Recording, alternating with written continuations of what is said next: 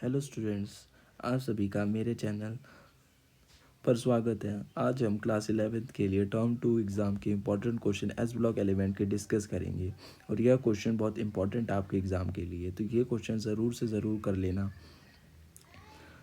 पहला क्वेश्चन है, कंपेयर करना है एल्कली मेटल को और एल्कलाइन अर्थ मेटल को आयनाइजेशन एंथैल्पी के बेसिस पे और बेसिसिटी ऑफ ऑक्साइड के बेसिस पे। दूसरा क्वेश्चन है, give a brief account of following. Potassium super oxide paramagnetic है नेचर में एंड बेरिलियम और magnesium do not give colour to flame whereas other alkali metal do so. तो हमें बताना है कि जो पोटेशियम सुपर ऑक्साइड है वो पैरामैग्नेटिक क्यों है नेचर में, रीज़न देना है। बेरिलियम मैग्नीशियम क्यों कलर इंपार्ट नहीं करते फ्लेम को, लेकिन अदर एल्कली मेटल करते हैं, रीज़न देना है तुम्हें। अगला क्वेश्चन है, comment on each of the following observation. The mobility of alkali metal ion in aqua solution are. मतलब जो मोबिलिटी है एल्कली मेटल आयन की एक्वा सॉल्यूशन में इस ऑर्डर में होती है कि जो लिथियम आयन है उसकी सबसे कम होती है और सीजियम आयन की सबसे ज़्यादा होती है मोबिलिटी।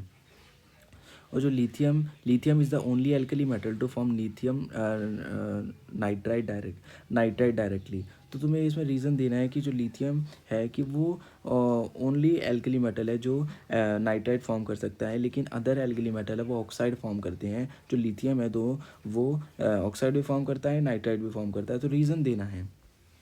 और इन क्वेश्चन के आंसर मैं तुम्हें डिस्क्रिप्शन बॉक्स में प्रोवाइड कर दूंगा। अगला क्वेश्चन है, list two property showing similarity between lithium and magnesium. तो कोई दो प्रॉपर्टी तुम्हें बतानी है जो सिमिलर है लिथियम मैग्नीशियम में, क्योंकि लिथियम डायगोनल रिलेशनशिप शो करता है मैग्नीशियम के साथ। इसी के जैसा मिलता क्वेश्चन और एग्जाम में आ सकता है कि give two diagonal similarity between beryllium and magnesium, क्योंकि बेरिलियम भी एल्यूमिनियम के साथ डायगोनल रिलेशनशिप शो करता है।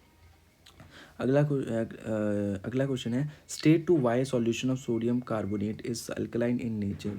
कि तुम्हें बताना है कि जो सोडियम कार्बोनेट का सॉल्यूशन क्यों अल्कलाइन होता है नेचर में, बेसिक क्यों होता है। अगला क्वेश्चन है, explain why are alkali metal not found in nature. कि एल्कली मेटल क्यों नहीं मिलते नेचर में। Beryllium sulphate is soluble in water but barium sulphate is insoluble in water. तो तुम्हें रीज़न देना है कि जो बेरिलियम सल्फेट है वो सॉल्युबल है वाटर में, लेकिन बेरियम सल्फेट सॉल्युबल नहीं है वाटर में। अगला क्वेश्चन है, account for the following. Potassium carbonate को प्रिपेयर नहीं कर सकते हम, can not be prepared by solvable process. ऐसा क्यों, रीज़न देना है।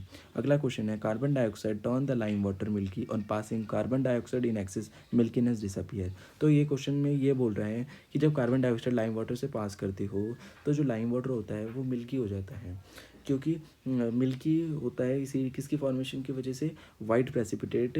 किसका वाइट प्रेसिपिटेट, कैल्शियम कार्बोनेट का वाइट प्रेसिपिटेट फॉर्म होने की वजह से जो कि लाइम वाटर होता है वो मिल्की हो जाता है। लेकिन कार्बन डाइऑक्साइड को एक्सेस में पास करते हो तो जो मिल्कीनेस होती है वो डिसअपियर हो जाती है। ऐसा क्यों, तो तुम्हें रीज़न देना है।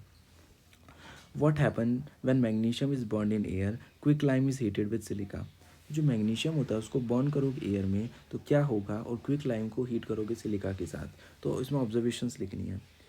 अगला क्वेश्चन है, जो हाइड्रोक्साइड और कार्बोनेट है सोडियम और पोटेशियम के are soluble in water where is corresponding salts of magnesium and calcium are sparingly soluble in water, explain. तो आप सभी को इसमें रीज़न देना है कि जो हाइड्रोक्साइड और कार्बोनेट्स हैं सोडियम पोटेशियम के वो इजीली सॉल्युबल होते हैं वाटर में, लेकिन इसके जो करस्पॉन्डिंग सॉल्ट है मैग्नीशियम कैल्शियम के वो इतने ज़्यादा सॉल्युबल नहीं होते वाटर में। अगला क्वेश्चन है, why is lithium fluoride almost insoluble in water whereas lithium chloride is soluble not only in water but also in acetone. तो ये क्वेश्चन ये बोल रहा है कि जो लिथियम फ्लोराइड है वो इनसॉल्युबल है वाटर में, लेकिन जो लिथियम क्लोराइड है वो वाटर में भी सॉल्युबल है as well as organic solvent acetone में भी सॉल्युबल है। तो इसका रीज़न देना है आपको।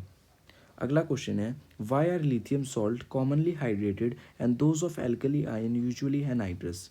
तो आपको इसमें रीज़न देना है कि जो लिथियम की सॉल्ट्स होती हैं वो हाइड्रेटेड होती हैं, लेकिन जो अदर एल्कली आयन होते हैं वो एनहाइड्रस होते हैं।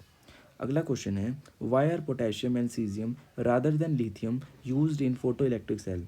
तो आप सबको इसमें बताना है कि जो पोटेशियम सीजियम होते हैं वो फोटो इलेक्ट्रिक सेल में इस्तेमाल होते हैं, लेकिन जो बाकी के एल्कली मेटल होते हैं वो नहीं होते। ऐसा क्यों। अगला क्वेश्चन है, why does the solubility of alkaline earth metal hydroxide in water increases down the group. तो ये क्वेश्चन बोलता है कि जो solubility alkaline earth metal hydroxide की वाटर में वो इंक्रीज होती है डाउन द ग्रुप। ऐसा क्यों, रीज़न देना है। अगला क्वेश्चन है, why does the solubility of alkaline earth metal carbonate and sulphate in water decreases down the group. ये क्वेश्चन बोलता है कि जो solubility alkaline earth metal carbonate की और सल्फेट की वो वाटर में डिक्रीज होती है डाउन द ग्रुप, इसमें रीज़न बताना है तुम्हें। तो ये थे सारे इंपॉर्टेंट क्वेश्चंस। तो इन इंपॉर्टेंट क्वेश्चंस की तुम्हें प्रैक्टिस करनी है अच्छे से। इन क्वेश्चन में से ज़रूर क्वेश्चन आएगा तुम्हारे पेपर में। और अगर क्वेश्चन तुम्हें अच्छे लगते हो तो कमेंट सेक्शन में बताना।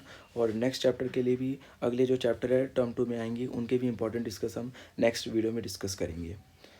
तो थैंक यू आज की वीडियो के लिए।